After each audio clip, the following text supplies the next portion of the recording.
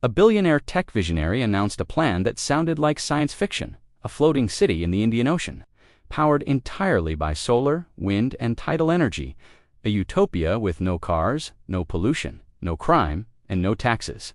Its price tag, $5 billion. 5 years later, that same floating city had cost more than triple the original budget and was nowhere near becoming a sustainable business. It was losing millions every week. Its chief operations director resigned after just 3 months. Investors called the business model unworkable, and engineers now warned that the structure itself may not even survive a major storm. This isn't just a story about money. It's a story about how a project that looked revolutionary on paper became one of the most spectacular financial disasters in modern architectural history. February 12, 2025. Tech billionaire and renewable energy pioneer Marcus Velrun steps onto a stage, glowing ocean blue. Behind him, a 200-foot holographic projection displays what looks like a city from another planet. He calls it Oceanus-1, the world's first permanent floating city nation. A massive circular platform stretching nearly 2 miles across, capable of housing 30,000 residents. Supported by tidal power turbines underneath the city autonomous electric pods instead of cars. Vertical ocean farms for food, a 360 entertainment dome unlike anything on Earth. He describes it as humanity's upgrade, a civilization reboot. Investors from Dubai, Singapore, and Silicon Valley start pouring in funds. Within 3 weeks, Oceanus-1 raises $2.4 billion. By September that same year, with construction set to begin, the company releases new numbers, projected cost, $5 billion. And Velrun insists every dollar will push civilization forward. The media calls it Atlantis for the 21st century. September 2025. Construction begins in a secured ocean zone off the Seychelles, but immediately, engineers notice something alarming to keep Oceanus stable during seasonal storms. The floating structure requires triple the original anchoring system. Additional cost, $620 million. Then the supply chain collapses for critical corrosion-resistant alloy. Oceanus Development Corp switches to an experimental composite that they promise is equivalent. It isn't. Internal memos later leak, showing the material fails lab simulations at 1/8 the projected corrosion rate. Engineers warn, if installed at scale, replacement costs could be catastrophic. Management ignores them and greenlights the installation anyway. June 2026, lead contractor Blue Harbor Maritime Engineering makes a public statement suggesting Oceanus-1 will cost far closer to $9 billion than $5 billion. The company responds aggressively, calling the statement uninformed speculation. 3 months later, Oceanus quietly files a revised construction estimate. New official budget, $8.2 billion plus 64% increase. Investors are shocked. Shares fall 19% in a single trading day. June 2025. Lead contractor Blue Harbor Maritime Engineering makes a public statement suggesting Oceanus-1 will cost far closer to $9 billion than $5 billion. The company responds aggressively, calling the statement uninformed speculation. 3 months later, Oceanus quietly files a revised construction estimate. New official budget, $8.2 billion plus 64% increase. Investors are shocked. Shares fall 19% in a single trading day.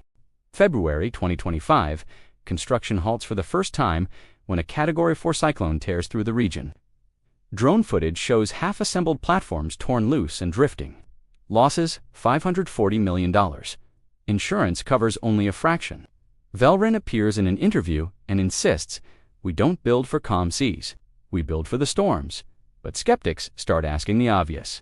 Was it ever a good idea to fight the ocean? On the ocean. The company begins selling residency packages.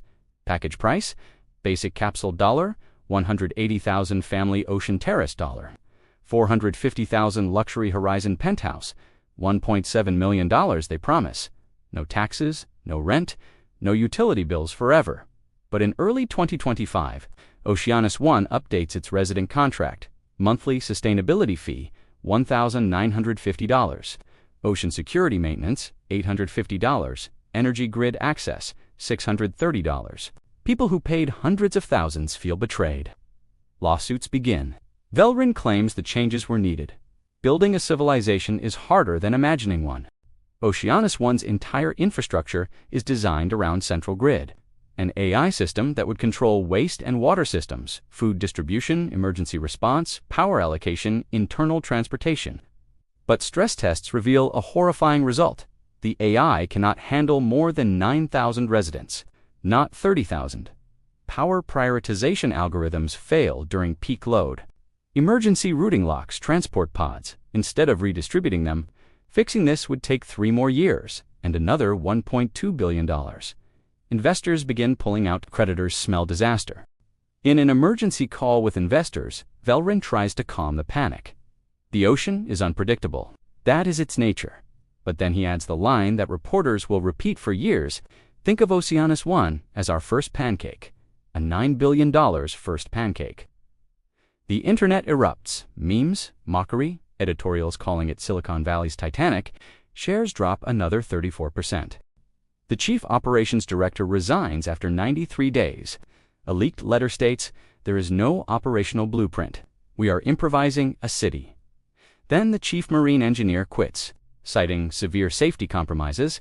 Internal audits show corrosion replacement estimates now exceed $380 million per year.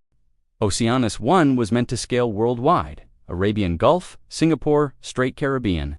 See, but one by one, Abu Dhabi pulls out over environmental concerns. Singapore calls it ecologically unverified technology. Bahamas denies territorial permission. Global expansion collapses. November 12, 2025. After nearly 5 years of delays, Oceanus One hosts a limited opening ceremony. Guest capacity, 1,800, not 30,000. Attendees pay an average of $2,900 per ticket. Reviews are breathtaking, surreal, otherworldly, like stepping into the future. But beneath the beauty, only 12% of the food systems are working. Waste processing is run by backup barges.